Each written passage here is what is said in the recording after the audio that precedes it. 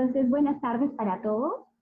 Vamos a comenzar con este quinto seminario que va a tratar sobre el análisis de datos que hemos estado viendo hasta ahora y vamos a abordar también la parte de cómo nosotros podemos transformar los datos que hemos ido tomando en información y poder llevar a esos datos a interpretaciones bastante simples. La idea es que todo esto lo puedan integrar en su trabajo final y les pueda servir para que puedan presentar sus reportes de investigación.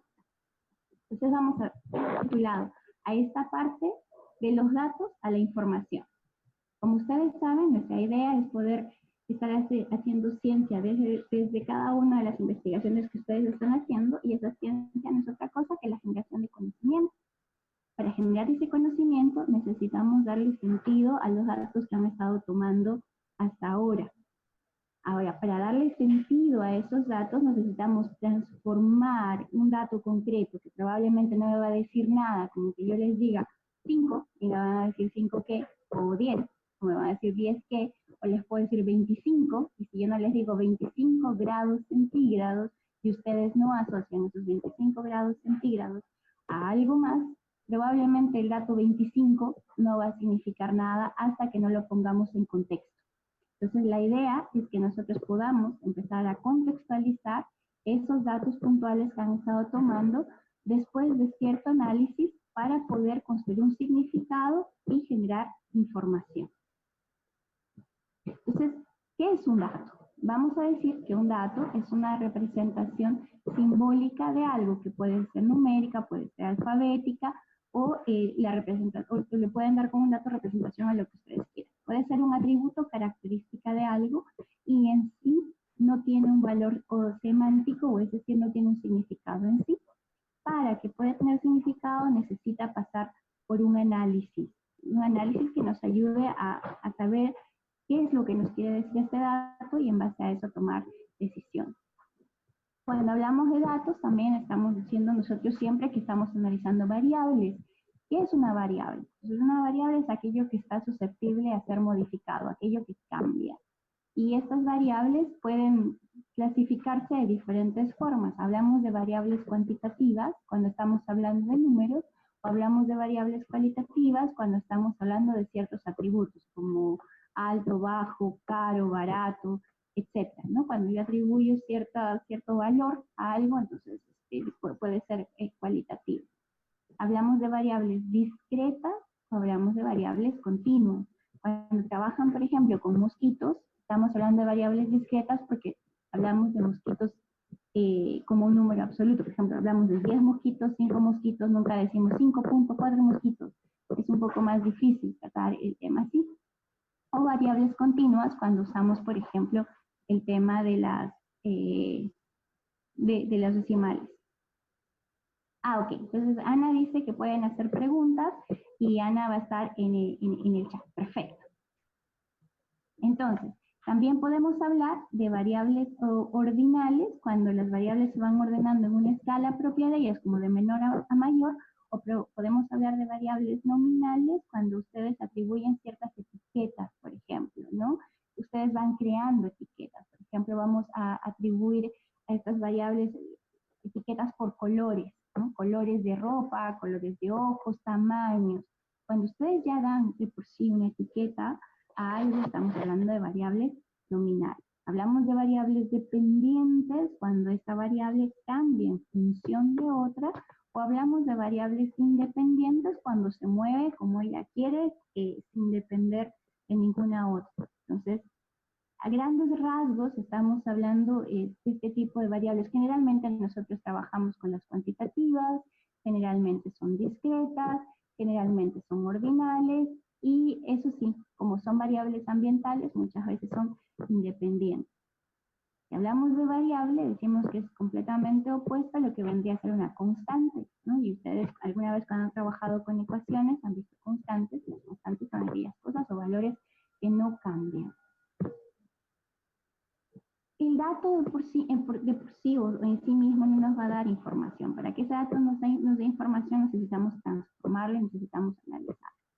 Entonces, ¿qué vendría a ser la información? Viene a ser conocimiento La información viene a ser el resultado de la interacción con el entorno, de haber experimentado algo. Algo se torna información cuando yo primero he experimentado con eso, como les decía al inicio el ejemplo de la temperatura, ¿no? Si yo solamente les digo 25, no significa nada, es un dato. Si les digo 25 grados centígrados y nosotros hemos experimentado en algún momento con el entorno la sensación de estar a 25 grados centígrados, ese dato se convierte en información, toma un nuevo sentido.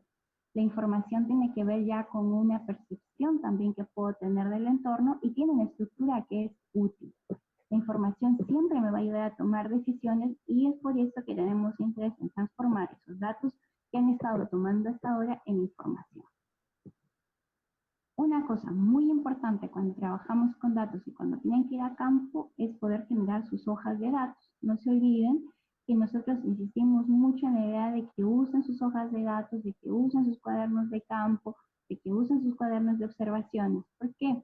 Porque cuando usan la hoja de datos, están asegurándose de que están considerando todas las variables que son necesarias para poder generar información útil que los ayude a tomar decisiones. Estamos asociando un conjunto de variables que luego van a poder ser interpretadas bajo cierto contexto.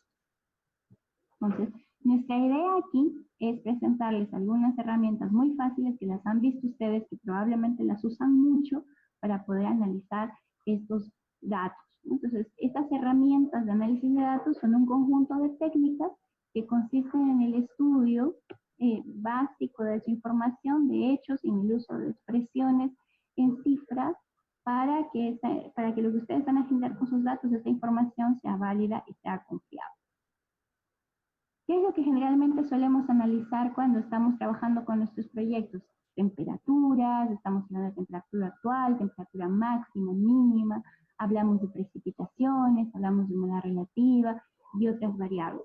Si están en el chat, ¿podrían ustedes escribir algún otro tipo de variable que estén midiendo ahora? Voy a abrir el chat ahora para poder verlos.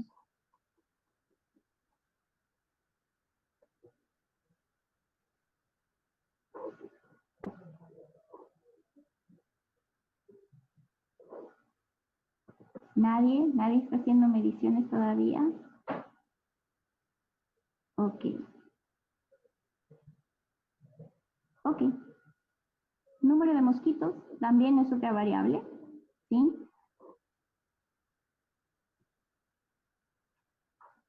Bien, entonces, ¿qué podemos hacer nosotros con esos ejemplos? Con esos datos o con esas variables que tienen. ¿Cómo los puede analizar? Primero, la forma más fácil de analizarlos es encontrando medidas centrales, ¿no? Y las medidas centrales me van a decir, por ejemplo, qué es lo que está de moda del conjunto de sus datos, cuál es la moda del conjunto de sus datos, cuál es la mediana del conjunto de sus datos, cuál es el promedio del conjunto de sus datos y qué tan disperso de la media o qué tanto se dispersan de la media sus datos. Para poder analizar estos datos y hacer una mejor interpretación de ellos, también podemos utilizar gráficos, ¿no? Los gráficos nos van a ayudar a ver visualmente, a facilitarnos la interpretación de los números que muchas veces se nos pueden hacer un poquito complicados.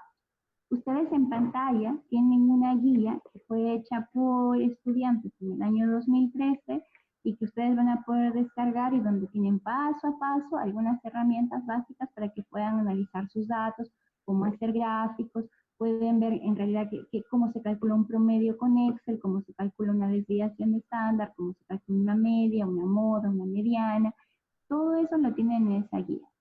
Aquí algunos ejemplos muy básicos y muy simples, ¿no?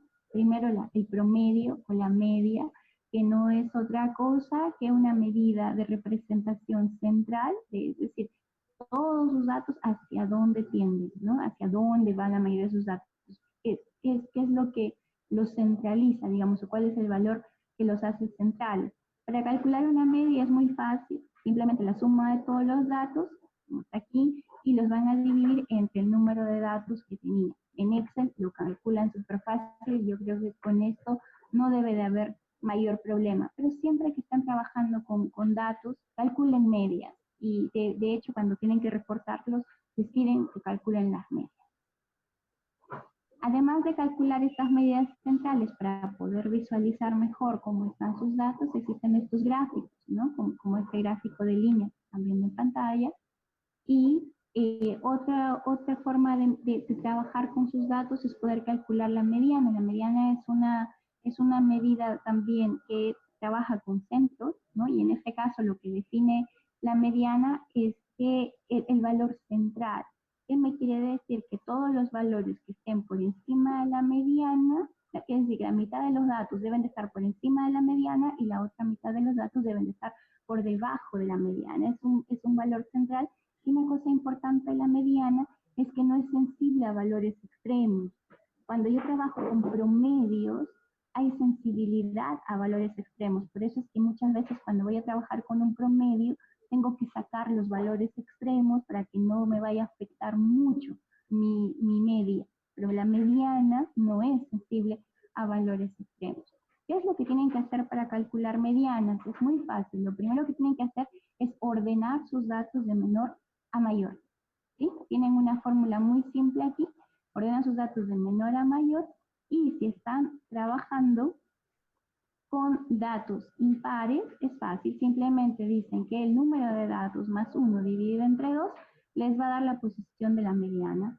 Y si tienen números pares, calculan lo mismo, un número de datos, como en este caso 24, que son las 24 horas del día, más 1 entre 2, me dice 12.5. Significa que entre el valor 12 y el valor 13, ustedes tienen el valor de la mediana. ¿Cómo la calculo? Simplemente saco el promedio del valor que está en la posición 12 con el valor que está en la posición 13.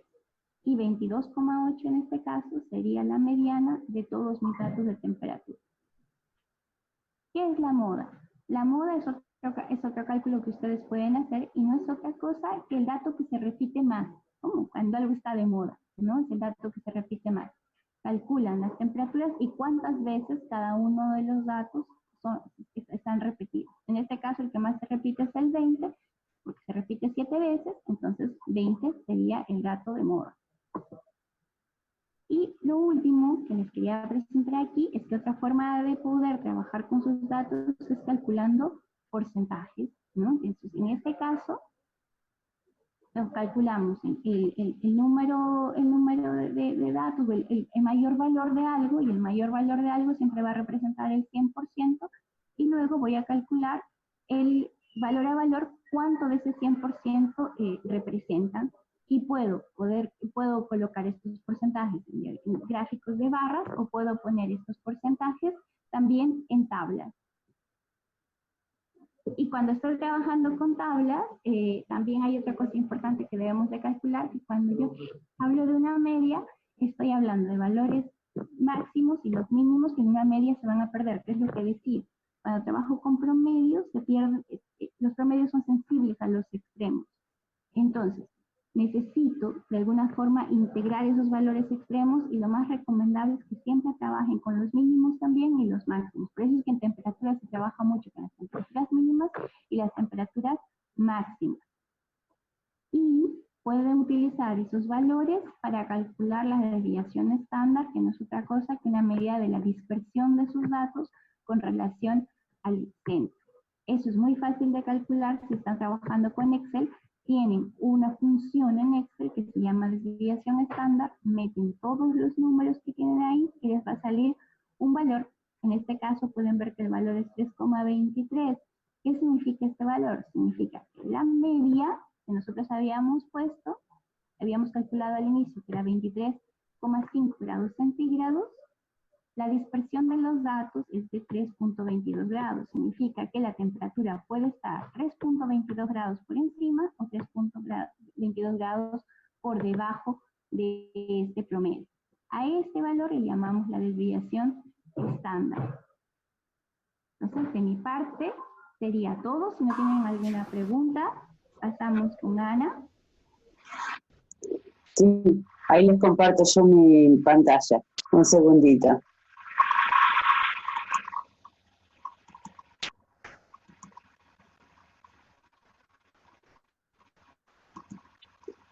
Y las consultas le pueden ir haciendo a Claudia mientras yo les explico. Ahí, perdón. Bueno, Claudia acaba de explicar la media o el promedio, digamos, esta es la curva de Gauss, también conocida como campana de Gauss, que agrupa, digamos, bajo la curva la mayor parte de los datos que tenemos, ¿sí? Digamos, el promedio o la media aritmética estaría aquí. Y estos dos sectores serían la desviación estándar hacia un lado y hacia el otro.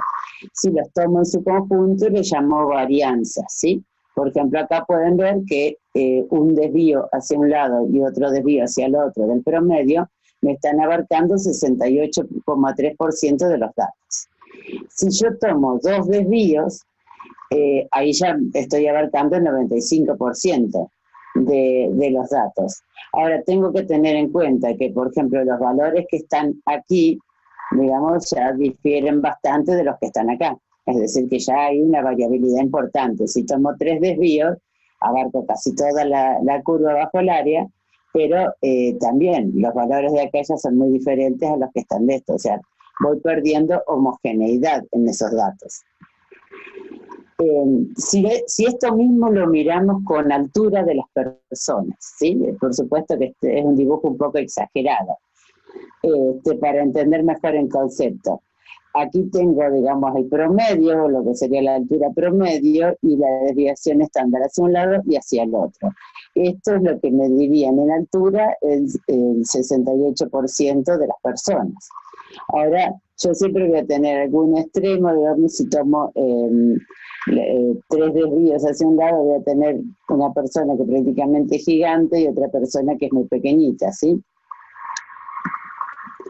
Bueno, y también hay asimetrías. Recién estábamos hablando de la curva de Gauss cuando me coinciden la media, la mediana y la moda.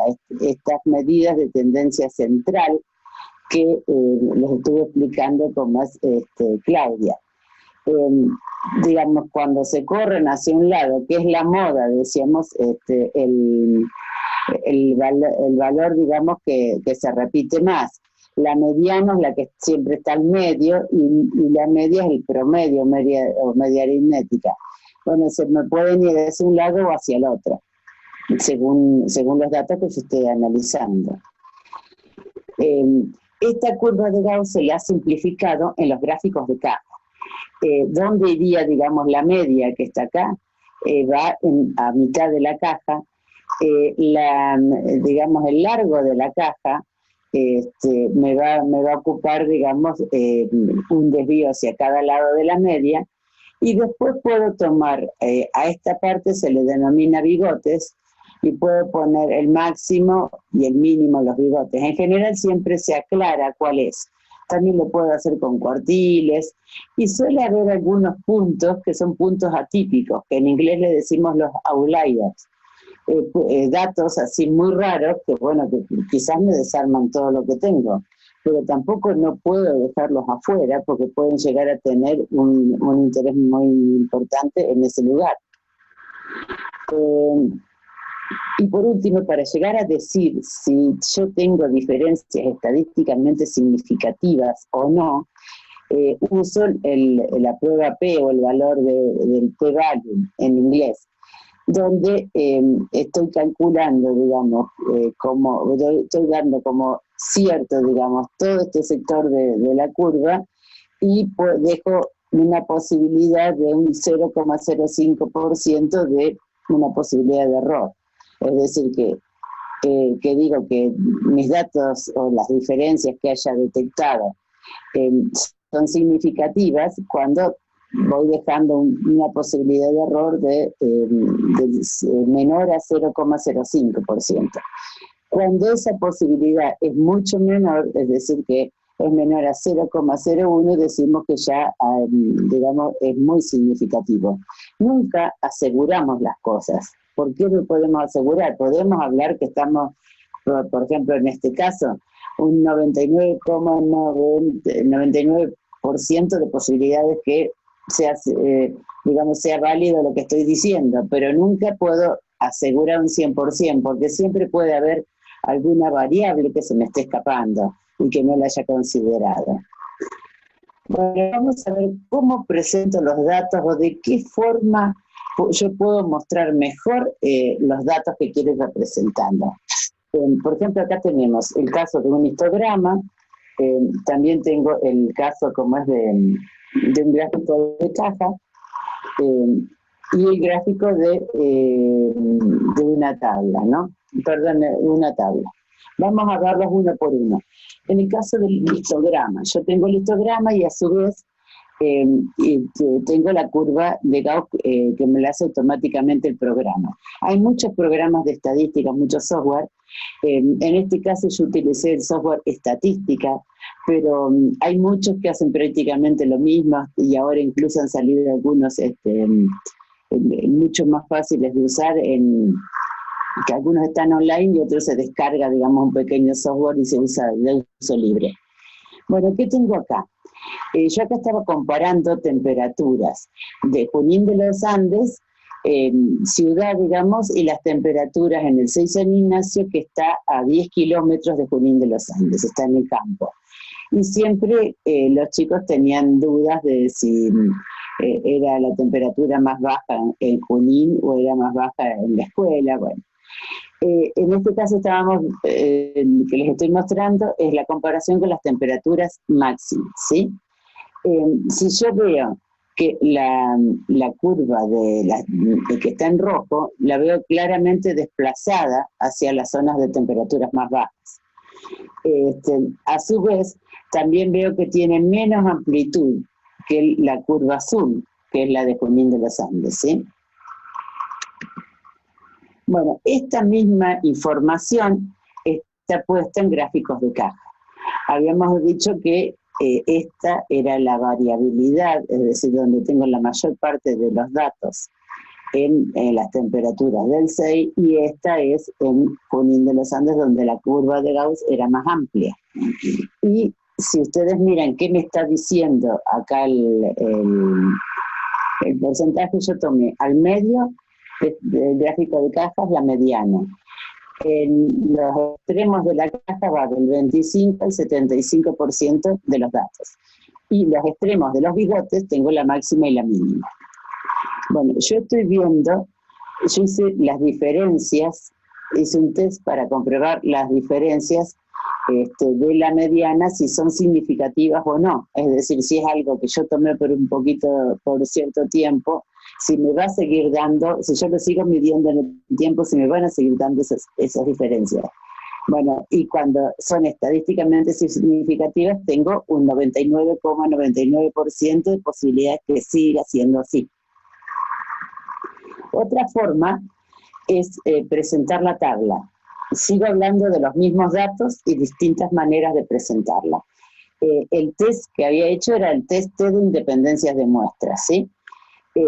Y acá me está dando la media de cada lugar, y fíjense que una es 18, la otra es 16, y acá me da el nivel de significancia, es decir, es muy alto en la diferencia de las medias. Y a su vez, si yo mido la desviación estándar, la zona de Junín de los Andes tenía 8,7 grados de desviación estándar, y la zona del 6 San Ignacio de la escuela tiene 7,3. Es decir, que el valor P de las varianzas también es alto, o sea, también es significativo. Bueno, son tres formas de decir lo mismo. Depende a quién se lo vaya a mostrar, cómo lo tenga que mostrar, siempre tenemos que tomar estas decisiones, cuál es el más claro. A mí particularmente, el que más me gusta es este, porque como que queda más claro y más simple. Aquí tengo otro caso, que son las lluvias totales. En este caso, las lluvias anuales en el 6 San Ignacio. Queríamos mostrar cómo variaron las lluvias totales, digamos, durante los años, los distintos años. Fíjense que tenemos años de 1000, años de 500, es decir, que es una variación importante. Pero ¿qué pasa? Esto hay que ver cuándo llueve. Entonces también es importante mostrar la variabilidad en los distintos meses del año. Acá tengo uno mucho más simplificado que el gráfico de caja, que simplemente me marca el promedio la máxima y la mínima, ¿sí? Entonces, de todos estos años, es decir, con la misma información, desde el 2008 al 2016, yo estoy tomando qué pasó todos los eneros, todos los febreros, y si yo miro mayo, junio, julio y agosto, que son los meses que más llueve más, pero fíjense que hay una variabilidad muy grande en cómo llueve. Depende de lo que esté hablando, me va a interesar hacer más hincapié en las lluvias totales o en el momento en que más llueve, cómo llueve y de qué es lo que tengo que explicar.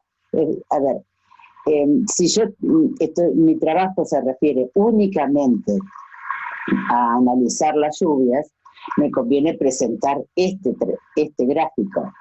Si yo quiero, simplemente es un gráfico como no lo digo de relleno, pero como apoyo, digamos, a otra temática que yo estoy explicando y quiero decir que es una zona seca y que hay variabilidad, quizás me convenga el gráfico de lluvias anuales. Es decir, tengo que ver el contexto en el que yo estoy presentando. Otra cosa que les quiero decir, no es necesario que tenga un super tratamiento estadístico para que una investigación sea importante. La idea es, bueno, usemos la matemática, usemos la estadística, hay muchas escuelas que tienen estadística como materia, pero también con datos simples se puede decir mucho. La propuesta nuestra es, bueno, un poco pueden asociarse a otros profesores, ya sea de su propia escuela o de otra escuela, digamos, y se trabaja de forma colaborativa, aprovechando las TICs, digamos, o presentarlo en forma simple, pero la idea es aprovechar digamos, de incorporar el aprendizaje basado en proyectos y de incorporar contenidos de diferentes áreas. En este caso, estamos viendo la comparación de la calidad de agua con análisis físico-químicos, que es toda esta primera línea de gráficos, y con macroinvertebrados.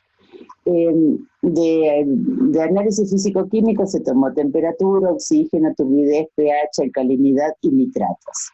¿Qué analizo yo en cada gráfico? Acá yo tengo 2 años, fíjense que en el sitio 1, en 2015 es en azul, el mismo sitio en 2016 es en naranja. ¿Qué analizo? O sea, prácticamente la forma. Veo que acá ha cambiado muy poco.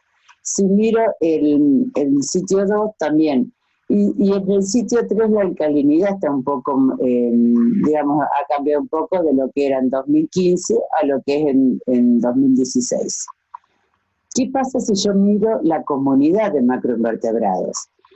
Acá tienen el taxón dominante, digamos, el número, cuántos son, el porcentaje del taxón dominante, el total de EPT, que es efemerópteros, plecópteros y tricópteros, que es un índice de, digamos, de sensibilidad. Son insectos acuáticos muy sensibles a cambios en la calidad del agua. Entonces, si esos órdenes yo los encuentro en cierta proporción, de alguna manera me garantizan una buena calidad de agua. Y el porcentaje de EPT con respecto al total.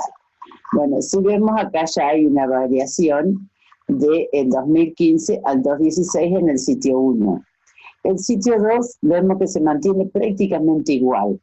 Y el sitio 3 tiene variaciones importantes de un año con respecto a otro. Y vemos que en 2003 además se han achicado los números.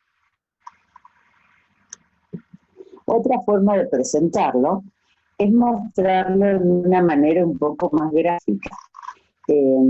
Aquí lo que estamos viendo, bueno, este sería el sitio 1, donde nace, digamos, el río Chimegüín, donde empezamos a tomar los muestreos, y el resto de los puntos rojos son los sitios donde tomamos las muestras.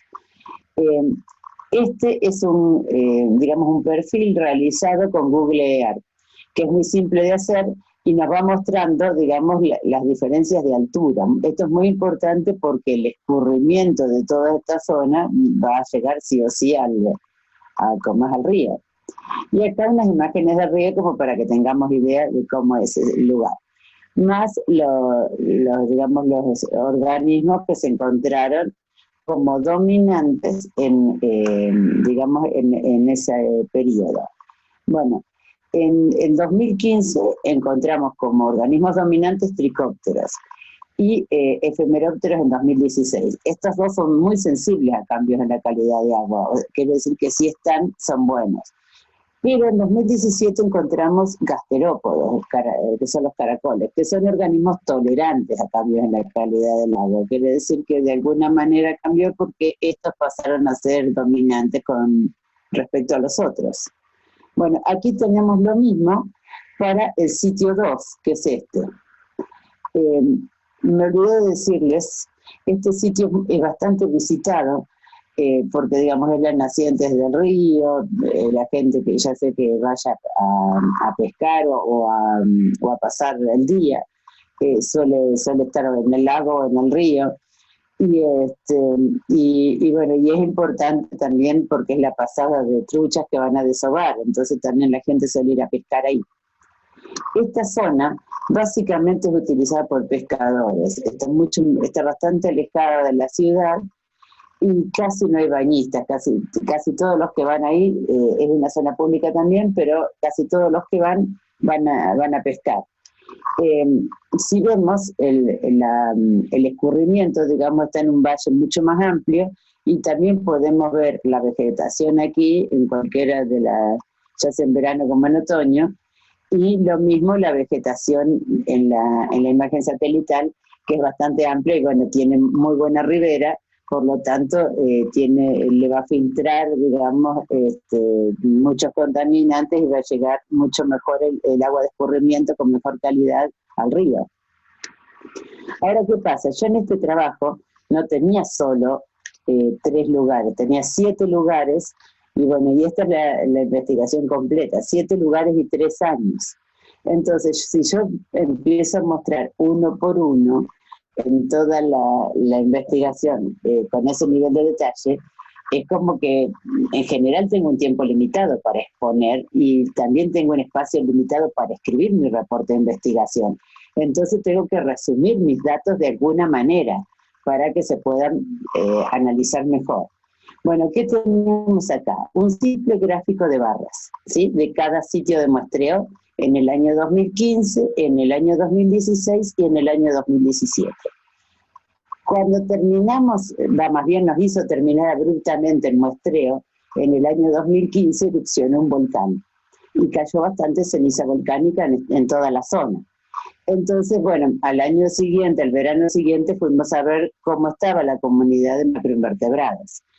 Y vemos que algunos sitios tuvieron un cambio ya importante en la comunidad, en lo que encontrábamos. Aquí tienen la leyenda de cada cosa.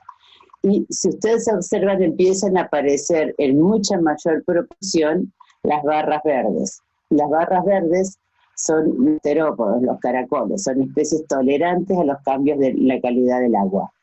El sitio este que yo les decía que prácticamente se mantenía igual, el CO2, que tenía buena ribera, fíjense que incluso los efemerópteros, que es una especie sensible a un cambio pequeño en la calidad del agua, incluso, digamos, bajaron un poquito en 2016, pero aumentaron en 2017.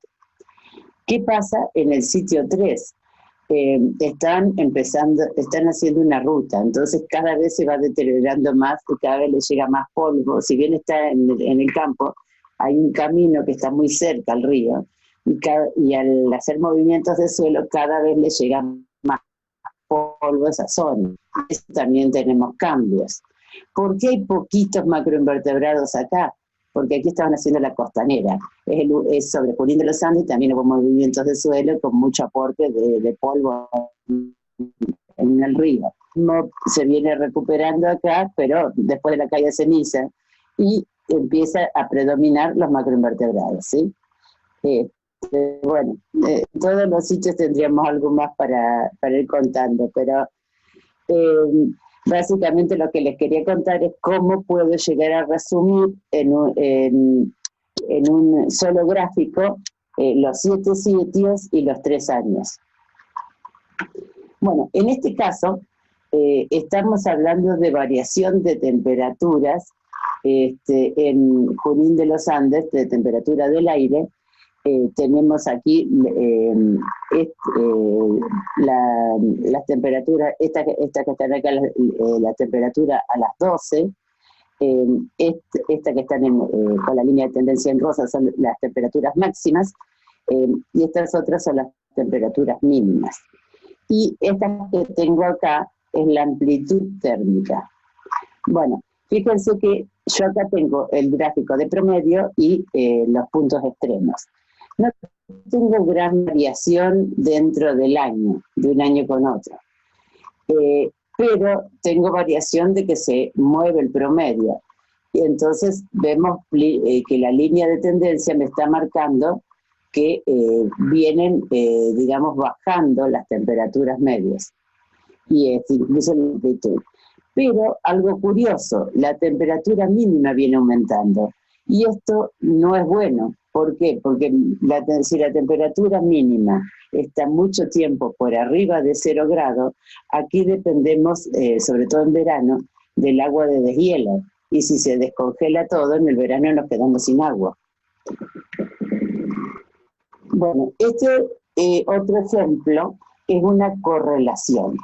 En este caso, el fenómeno ENSO es la oscilación del Atlántico Sur, es decir, en positivo o en negativo, que es más conocido como el niño y la niña.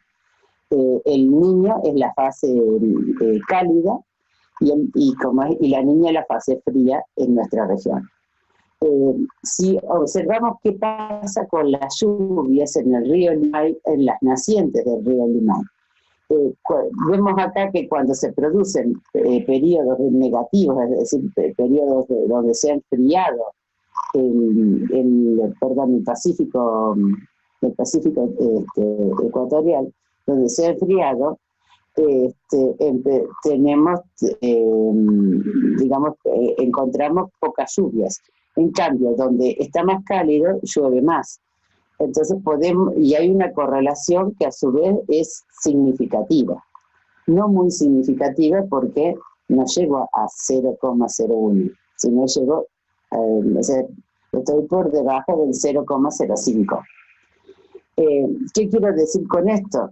Que de alguna forma yo puedo, digamos, predecir que cuando se produce el periodo de la niña, va a llover menos en las nacientes del río Limay que cuando se produce el periodo del niño, que ahí va a llover un poco más. En este otro caso, se nos ocurrió comparar la actividad solar, es decir, medida como manchas solares, relacionarlas con los caudales del río Colorado. ¿Por qué nos pusimos a hacer esto? Porque fue en un momento que se estaba discutiendo mucho si el cambio climático era, digamos, era todo antrópico o tenía mucha influencia el sol. Entonces, bueno, empezamos a ver la actividad solar con los caudales. Ahora, ¿qué pasa? El número de manchas solares eran números de 40, 50, 60. Los números de caudales, en el río Colorado, que es un río caudaloso, hablábamos de números de 400, 600. Si yo quería comparar cómo variaban y si coincidían, vieron cómo puso Claudia estas dos curvas de temperatura, me quedaba, digamos, o sea, la curva del 400, 600, que digamos es como que quedaba muy, muy representativa y la otra no se veía la variación. Entonces tuvimos que estandarizar los datos. ¿Qué significa estandarizar? Tenemos que a cada dato le restamos la media aritmética y lo dividimos por la desviación estándar. Entonces quedó una variación para todos los datos entre 3 y menos 3. Y de esa manera pudimos comparar. Y se da algo muy curioso. Cuando tenemos mucha actividad de manchas solares, disminuyen mucho los caudales. Fíjense que en este caso lo mismo, en este caso también. Acá en este está un poco confuso, no se sabe, quizás haya alguna otra variable en juego que nosotros no la estamos considerando. En estos años también vuelve a ocurrir lo mismo. Bueno, en este caso pasamos a otro ejemplo de larvas de mosquitos. Nosotros acá tomamos todos los datos que había en el mundo, entre 2017 y 2019, en la base de datos del programa GLOBE. O sea que tomamos nuestros datos más todo lo que midieron los demás. ¿Y qué encontramos aquí? Entre la preferencia de los sitios, entre sitios naturales y sitios artificiales. Fíjense que este gráfico, yo estoy poniéndolo en puntos de la cantidad que encuentro y a su vez me hace el histograma y la curva de Gauss hacia el eje de las X y hacia el eje de las Y. En este caso también tuvimos un problema. Teníamos muchos sitios muestreados que había menos de 100 larvas y otros sitios que había hasta 100.000 larvas. Entonces no podíamos analizar la variabilidad. Entonces tuvimos que separarlos en dos partes. Por un lado analizamos hasta 600 larvas y por otro lado de 600 hacia arriba. Bueno, de todas maneras, sobre todo los sitios con mayor número de larvas, los muestreos, eran las zonas de Asia ecuatorial, y básicamente muy asociadas a hábitats artificiales como el cultivo de arroz, que se hace bajo agua, bajo inundación, y bueno, genera un ambiente propicio para la reproducción de mosquitos. Bueno, lejos obviamente le ganan en ambos casos los sitios artificiales de reproducción de mosquitos. Bueno, entonces la solución fue analizarlos por separado. También analizamos a la latitud a la que ocurren, todos los mosquitos aparecen en el Ecuador.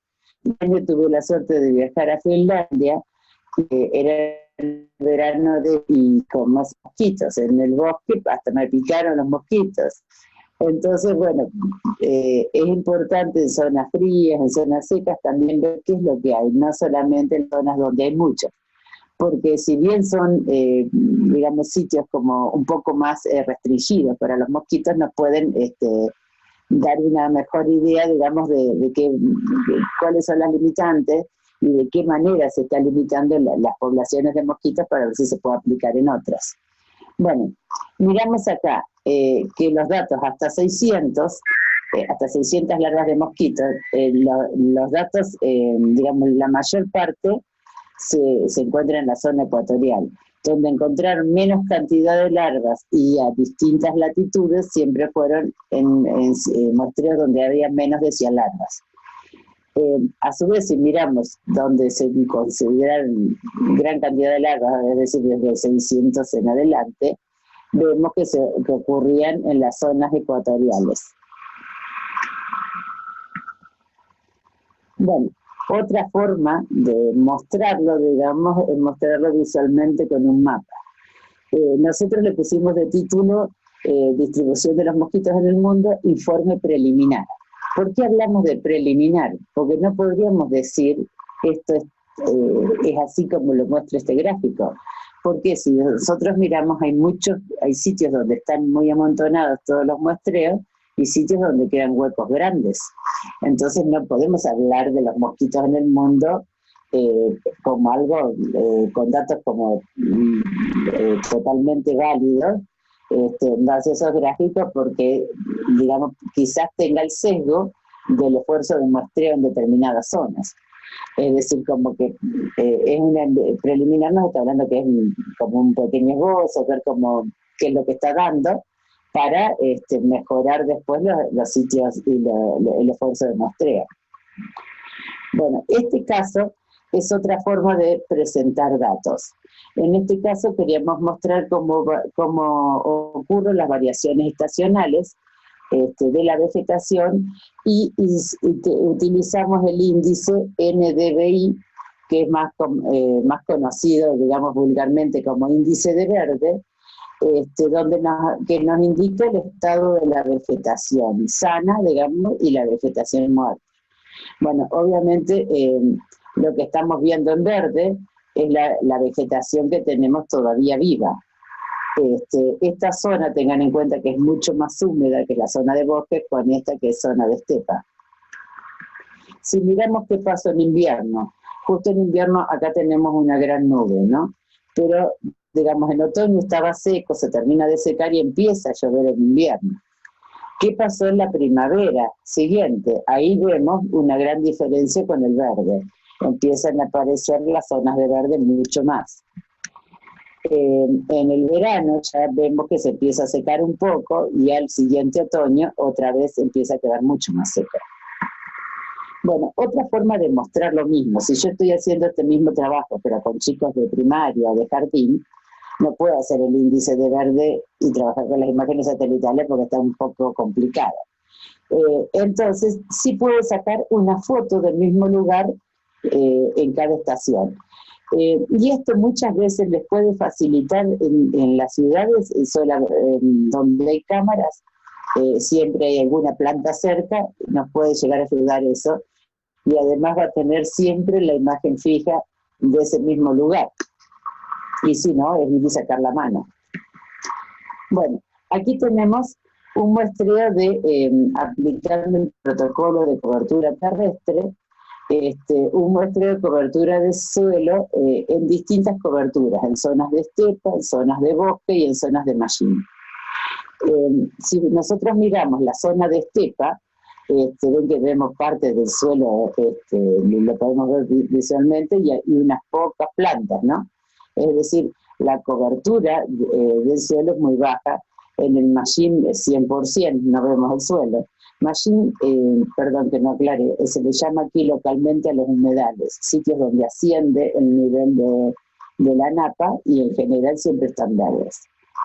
Y en el bosque vemos que la cobertura del suelo no es total, es un bosque de pino, una parte es cobertura de árboles y arbustos y la otra es de hojarasca. Si vemos el estado de esta vegetación, vemos que en la estepa hay muy poquitito de suelo verde y otra parte de cobertura, digamos, de suelo marrón. En la zona del mallín directamente no vemos el suelo, y en la zona del bosque vemos el suelo, digamos, en muchas zonas, ¿no?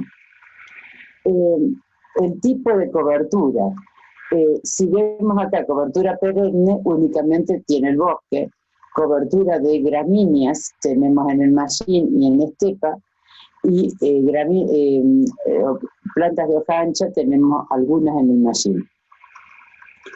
En este caso, utilizando el termómetro de temperatura de reflejo infrarroja, vemos qué temperatura estaba reflejando a las 4 de la tarde. En la misma transecta que hicimos estas. Hicimos toda la transecta y podemos ver que tenemos el mallín, está en línea azul, y el bosque es la línea gris. Fíjense que prácticamente varía un poco, digamos, y en algunos puntos hasta son iguales. ¿Qué pasa en la estepa? En la estepa es mucho más alto el reflejo, salvo estos puntos que bajan así, que era donde se tocaba algo de vegetación, esa parte reflejaba mucho menos. ¿Qué pasa si yo esto lo miro con una imagen satelital y empiezo a analizar las bandas, en este caso de la imagen Landsat 8? Aquí tenemos las distintas bandas, ¿ven? Y fíjense como en el caso de los pinos es muy alta la reflectividad en la banda 5, lo mismo pasa en el mallín, y en cambio en la estepa están las 5, las 6 y las 7 que tienen alta reflectividad. Esto simplemente es para que vayan viendo distintas formas de presentar y según la complejidad que quieran darle, según los estudios que hagan con los conocimientos que tengan sus estudiantes. En este caso, son imágenes satelitales con los focos de calor, que esto se baja directamente de internet, y estábamos considerando este sector, que justo se habían concentrado muchos incendios en esa zona. Y al ampliarla, bueno, podemos ver hacia ahí. Nosotros estamos en esta zona acá. Si miramos, en ese momento el humo cubría la atmósfera, no nos dejaba ver las montañas al fondo, y esta es la misma imagen en un día despejado, en el mismo lugar. Fíjense que ese no tenía estadística y nos decía mucho, ¿no? En este caso se presentan, digamos, también un trabajo con incendios. En esta zona se tomaron incendios desde el periodo 1992 a 2007 y se consideró la temperatura, es un gráfico de caja, con la mediana, el 25 y 75% y el mínimo y el máximo. La lluvia acumulada, fíjense cómo la caja se pega directamente abajo, porque llueve poco en esta zona, por eso se pega más al cero. Y en este caso el número de incendios ocurridos, ¿sí? Si podemos observar bien clarito que las temperaturas en invierno, es decir, en los meses de junio, julio y agosto, en invierno como bajan, cómo llueve justo en esa época y cómo disminuyen los incendios. O sea, no son cero, pero son muy pocos. Y todo lo contrario, digamos, tanto en primavera como en verano, ¿sí? ¿Por qué tengo estos gráficos acá, estos GIF animados?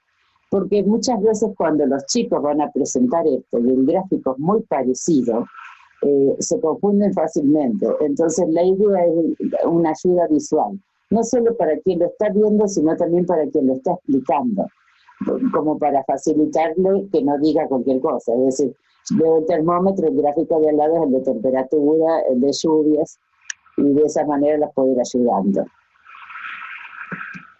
Bueno, en este caso, es la misma información localizada geográficamente y realizada en Google Earth. Les pido que presten atención a los años aquí. Y está tomado para la zona de Huiliches, es decir, es este sector, ¿sí? No abarca la parte digamos, del bosque, porque, digamos, no conseguí datos de ese lugar. Bueno, esos son los incendios en el 92, 93. Fíjense cómo algunos años aumentan de golpe.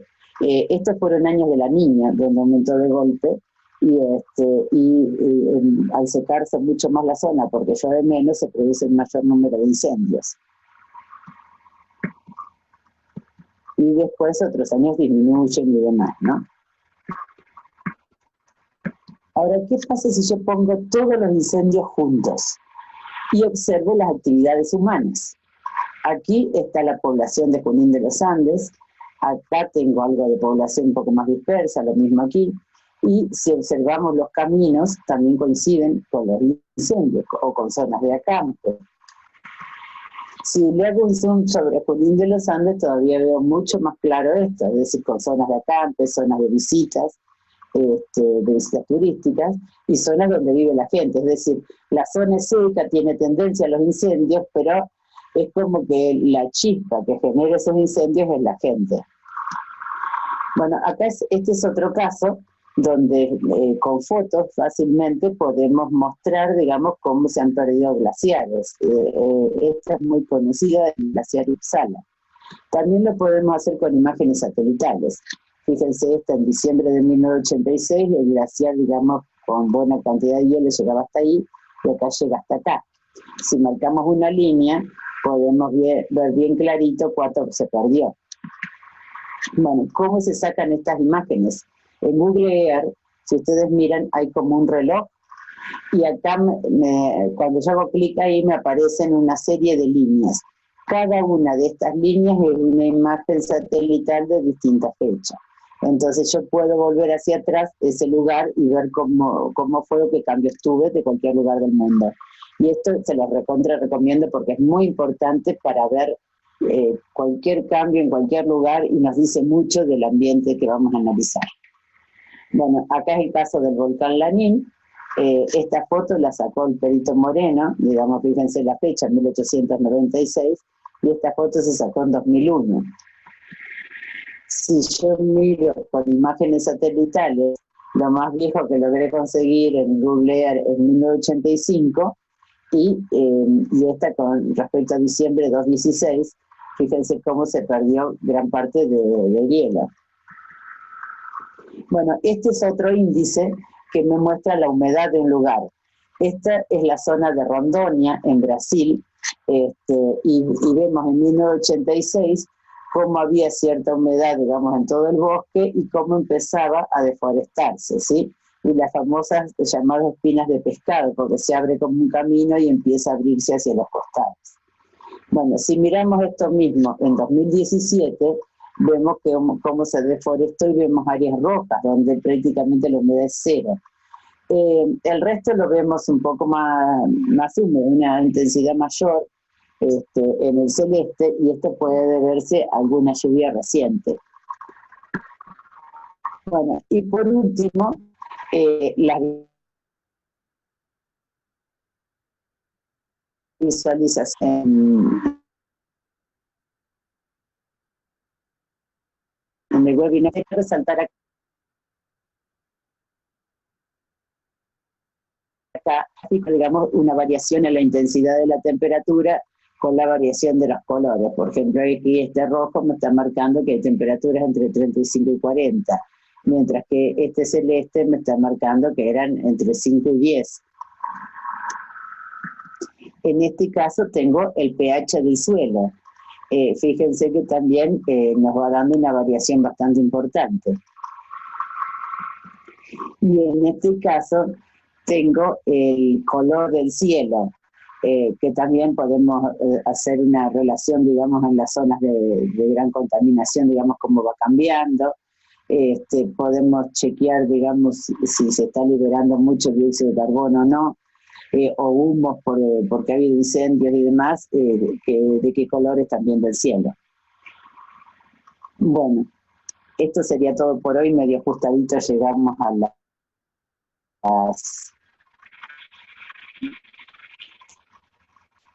medio ajustadito llegamos